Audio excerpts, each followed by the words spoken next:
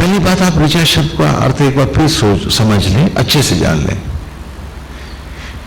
ऋग, ऋग और ऋत, इन तीनों का अर्थ होता है आत्मा।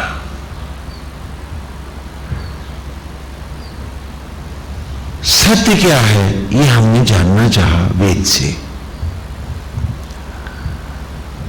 कि सत्य क्या है, व्हाट इज द ट्रूथ। क्योंकि आज सत्य को लेकर के सारा विश्व भ्रमित है। हर संप्रदाय एक ग्रंथ लेके आ रहा है, वो कह रहा है ये सत्य है। हर व्यक्ति अपनी बात कर रहा है, वो कह रहा है मैं जो कहता हूं वही सत्य है। तो ये सत्य क्या है, ये सत्य क्या है, ये व्हाट इज द ट्रूथ, ये सत्य क्या है।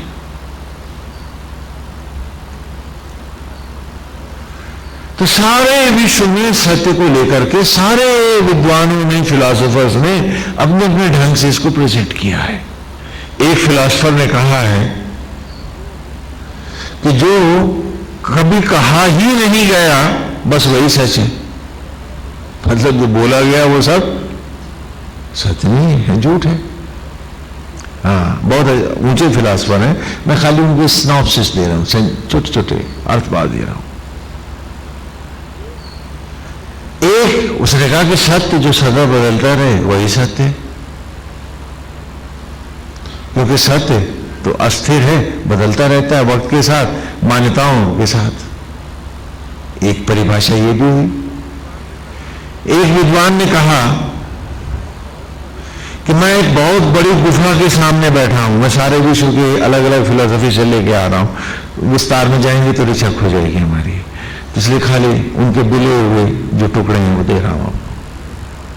तो दूसरे ने कहा कि मैं एक गुफा के सामने बैठा हूं, एक बड़ी लंबी गहरी गुफा के सामने बैठा हूं, मेरे पीछे से जो काफिले गुजर रहे हैं उनकी जो भीतर परछाई पड़ रही है उससे मैं काफिले का साइज नाप रहा हूं, यही सच है।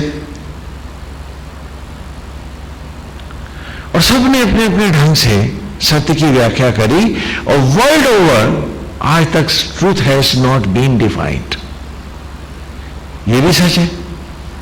कितने मीट हुए, वर्ल्ड मीट हुए, हाँ, अमेरिका में हुए, इंग्लैंड में हुए, यूनेस्को में हुए, हाँ, पिछले करीब 4-5 दशक से सत्य को लेकर के बहुत सारे मीट हुए, and the truth remained undefined. लेकिन इस सब से अलग हटकर वेद ने अपने ढंग से सत्य की परिभाषा की।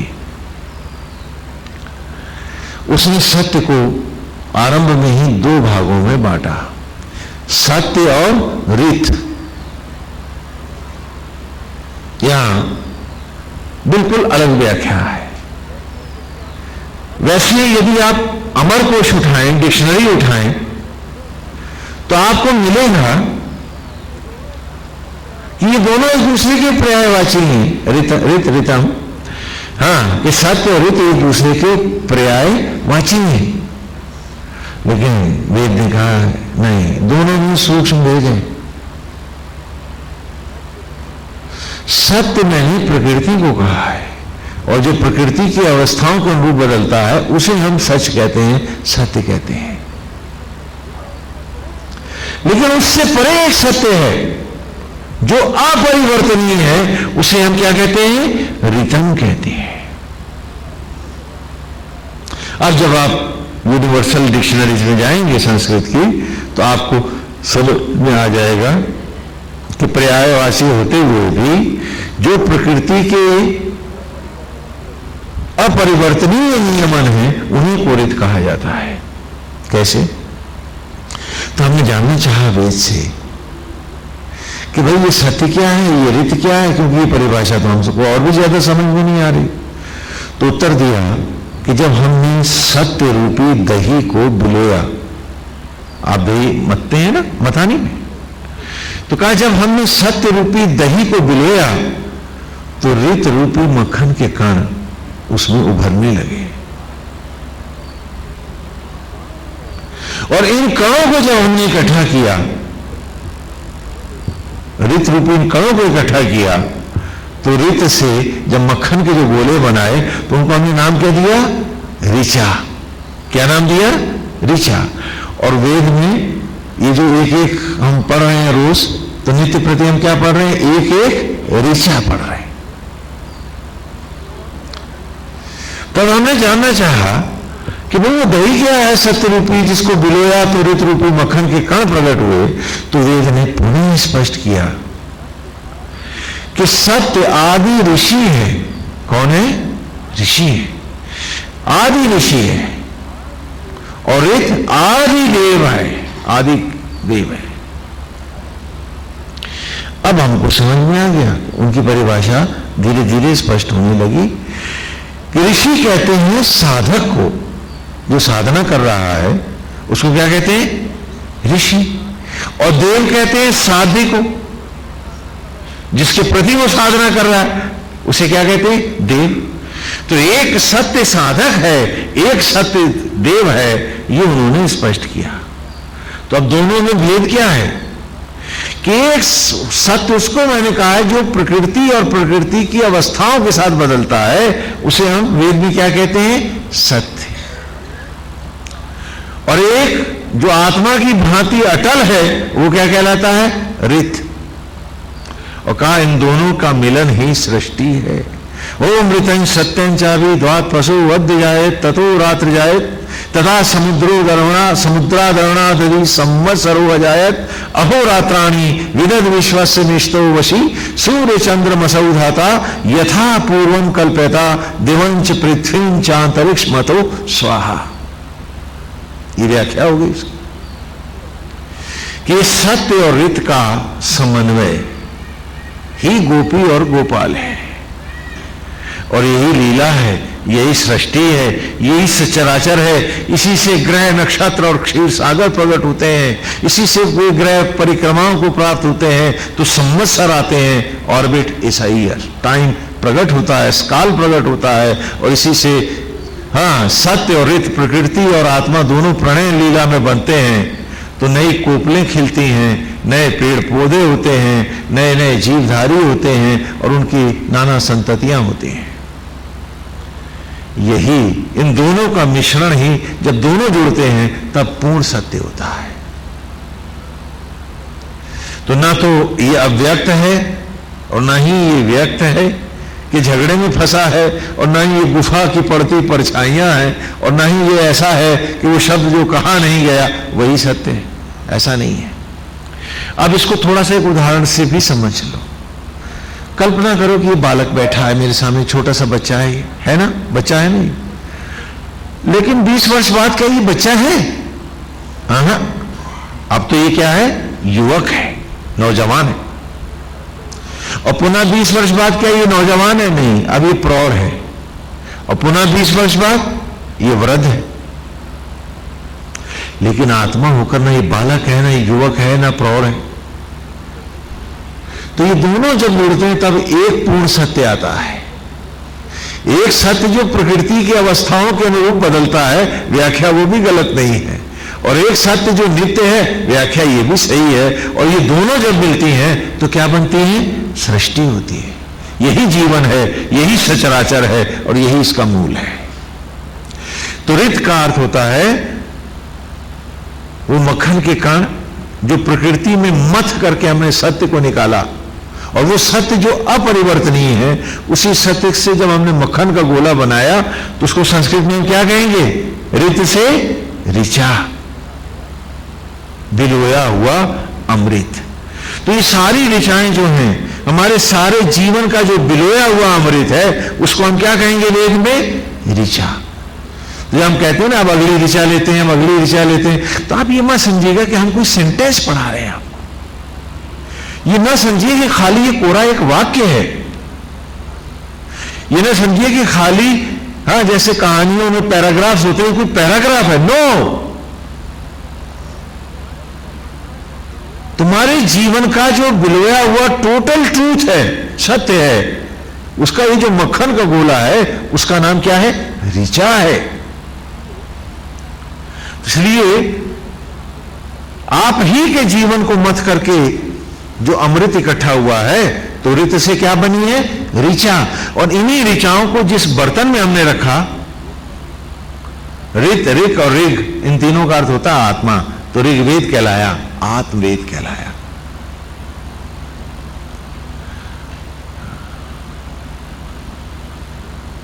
और हम ऋग्वेद के आरंभ में बैठे हैं, आत्मवेद के ही आरंभ में बैठे हैं, और पहला ऋषि आत्मा के द्वार खोल रहा है। और अचानक हम सब किसी और के सामने नहीं, हम सब अपने ही सामने खड़े हो गए हैं, अपने ही भीतर सब झांक रहे हैं इन ऋचाओं से। ये विलक्षणता है वेद में, जो विश्व में और कहीं देखने में नहीं आती है। ये जो विचित्रता है, ये फिर और कहीं नहीं है। इसीलिए इन वेदों में ऋचाएं हैं, लेकिन अथर्ववेद में जब आएंगे तो वो ऋचाएं नहीं है, क्या है? मंत्र है। A disciplines of living, a way to life. मंत्र का अर्थ भी आप समझ लेते हो कि किसी ने आपके कान में एक चौपाई पढ़ दी या वो संस्कृत का एक श्लोक बोल दिया तो मंत्र हो गया ना। मंत्र का अर्थ होता है कि जीवन को एक धारा, एक डिसिप्लिन, एक अनुशासन देना। और गुरु मंत्र का अर्थ ये नहीं कि आप कान फुकवा के चले आए तो आपके गुरु हो गए, नहीं। आप गुरु और चेला दोनों एक दूसरे को धोखा दे रहे हैं, बेशक दे रहे हैं। गुरु मंत्र का अर्थ यह है कि आपका एडमिशन हुआ है एक डिसिप्लिन को सीखने, जानने और पढ़ने और समझने के लिए। तो उस गुरु का भी कोई मतलब नहीं है जिसके श्री चरणों में बैठकर आप निरंतर अपने जीवन को मांझ ना सकें, अपने आप को बिलो ना सकें और अपने जीवन से रित बिलो करके अमृत के कण न प्रकट कर सकें, तो आप ना शिष्य हैं और ना ही वो आपका गुरु है। खाली एक औपचारिकता हुई है।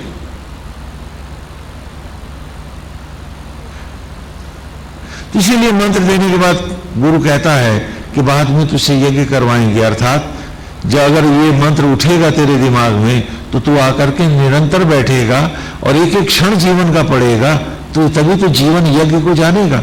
अब वो समझते हैं शायद हवन करा देगा तो यज्ञ हो जाएगा। नहीं, इस यज्ञ को तुम्हें पढ़ना है, तुम्हें इस यज्ञ में स्वयं यज्ञ होना है और वो यज्ञ कुंड तुम्हारे भीतर है, उसी को प्रज्वलित होना है। लेकिन कलयुग की महिमा है, कान का फूंक काफी है। हाँ, क्योंकि दोनों को तो जाना नहीं कहीं, भटकना तो यही है। क्योंकि अभी कलयुग में हमारा पूरा कॉम्प्लेक्स इतने दूर आ गया है कि अगर आज चले हम यहां से तो 2000 प्रकाश वर्ष तो हमें लगेंगे वहां तक पहुंचने में जहां से हमें चलना था, और तब यात्रा शुरू होगी। 2000 light years we are away. और जब हम सतयुग में होते हैं तो ये 2000 लाइट ईयर जो है हमारे, ये नहीं होते हैं, सीधा होता है, सामीप्य होता है। तो इसलिए कहा गया है कि कलयुग में मोक्ष नहीं होता है, ऐसा कई पुराण और शास्त्रों में आया है। और जब होता नहीं है तो खाली भजन गाने तो भटकते तो भी यही रहेंगे। जब तक ये पूरा ऑर्बिट जो है घूमता हुआ कलयुग के समाप्त होने के बाद सतयुग में पेनिट्रेट नहीं करेगा, तब तक इन्हें राह ही नहीं मिलनी, तो क्यों विचारों को तपाया जा रहा है? लेकिन ऐसा सत्य नहीं है। देवयान आत्मा को कहा है, वो हम सबके भीतर बैठा है। हम यान के सहित आए हैं, यान में ही जमे रहें, इसी में उद्धार हमारा है। हम इंद्रियों के द्वार बाहर न भटकें, बाहर न भागें। उसी को भगवान श्री कृष्ण ने द्वापर अंत में अर्जुन को बताया है कि देवयान और पितृयान दो मार्ग आज भी हैं और आगे कलयुग में भी हैं। ये कहना कि खाली यहां जब से मोक्ष है, नहीं, आपकी यात्रा और लंबी है। जिसने कहा है उसने तो ये सोच के कहा कि तुम्हें चलना वलना तो है ही नहीं, तो क्यों फालतू में तुम्हें बताया जाए, क्यों कर तुम्हें सताया जाए। लेकिन वो जो चलना चाहते हैं उनके लिए है ये। गीता में भी कहा कि आ ब्रह्म भूना लोका पुनरावर्तनो अर्जुन मामू प्रेति तु कौन्ते पुनर्जन न विद्यते। कि ब्रह्मांडों से लेकर देव, सूर्य और जितने भी ग्रह हैं ये सब पुनर्परिक्रमाओं को, आवागमन को प्राप्त हैं। लेकिन जिस नीलाकाश में ये घूम रहे हैं वो नीलाकाश तो कोई परिक्रमा नहीं करता, वो तो समय की परिधि से बाहर है। तो उसी प्रकार मन, इंद्रियां और विषय तृप्तियां और इच्छाएं ये देवों और ग्रहों की भांति तुझे घुमाती रहेंगी, भ्रमाती रहेंगी। मामोपेत्य, तो सीधा मुझको, मुझ आत्मा को, नीलाकाश को, नील श्री कृष्ण को, जो तेरा अपना अंतरात्मा है, उसी को प्राप्त क्यों नहीं हो जाता? हे कौन्ते, हे कुंती के पुत्र, हे अर्जुन, पुनर्जन्म न विद्यते, कि तेरा अगला जन्म ही ना हो, तो सदा सदा मोक्ष पाए। मोक्ष का द्वार तेरे भीतर, वो देवयान अभी भी है। तो फिर ईर्ष्या में, द्वेष में, लोभ में, झूठे दंभ में, पाप में, अन्याय में हम क्यों जीते हैं? हम सत्य के साथ जुड़कर इन ऋषियों को, जो बिलोया हुआ सत्य है, जो पूर्ण सत्य है, इसके साथ क्यों नहीं जीना चाहते हैं? तो ये ऋचाएं हैं जो गोविंद के सामने ऋषि गा रहा है, और वे व्यासपीठ पे बैठे हैं, और इसी प्रकार संकलन हुआ है सभी ऋषियों का। हाँ, बहुत सारे ऋषि हैं वेद में, ऋग्वेद में ही बहुत हैं, फिर सभी वेदों में है। एक एक करके हम एक एक ऋषि पढ़ेंगे कि उन ऋषियों ने इस जीवन के अमृत को कैसे पाया है। तो आप देखेंगे कि हर बार बात घूम के वही आएगी कि अपनी आत्मा के द्वार खड़ा हो जा, तू सब पाएगा। और इंद्रियों के द्वार बाहर भटकता रहेगा तो प्रेत ही तो है जो भटक रहा है, तो प्रेत योनियों में ही तो जाएगा, उसका उद्धार कहां होगा?